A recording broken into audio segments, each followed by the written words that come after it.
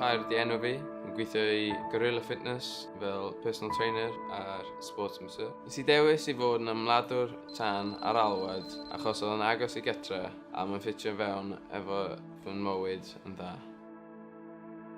Mae Ymladdwr Tân Ar-Alwad yn gweithio fel ymladdwyr tân rhan amser. Maen nhw'n cario alert ydyn nhw sy'n galw nhw i'r gwaith. Rhan fwyaf o'r amser mae ein Ymladdwr Tân Ar-Alwad yn gweithio yn cael swyddi llawn amser hefyd. Mae rhai yn nhw'n gweithio i'w hunan, felly mae lot o hyblygrwydd o amgylch yr oriau gwaith.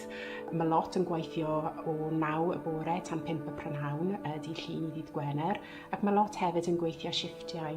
Ac mae'n bwysig I ni cael contractiau gwahanol I wneud yn siŵr bod pobl yn gallu ymateb I gwaith yr Ymladdwr Tân Ar-Alwad ac hefyd blaenoriaethu gwaith llawn amser nhw. Ro'n i'n nerfus I siarad I fy reolwr, ond ni'n gweithio i'r Gwasanaeth tân, ond oedd ddim problem ganddo fo I mi wneud y ddau swydd. When Kai mentioned that he wanted to become a retained firefighter, I know straight away you sort of get that sort of indication on what type of person they are.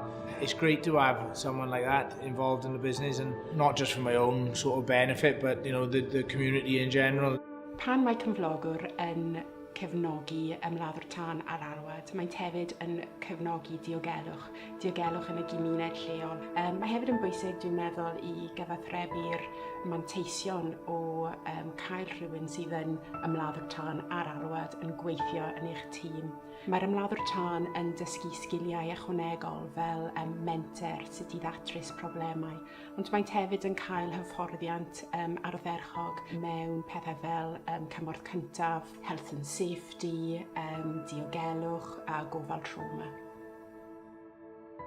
Mae cyngor I rywun sy'n meddwl fod yn ymladdwr tân Ar-Alwad ydy mae'n siŵr fydden nhw'n yr un cefnogol ag rheolwr fi, peidiwch y poeni ofyn.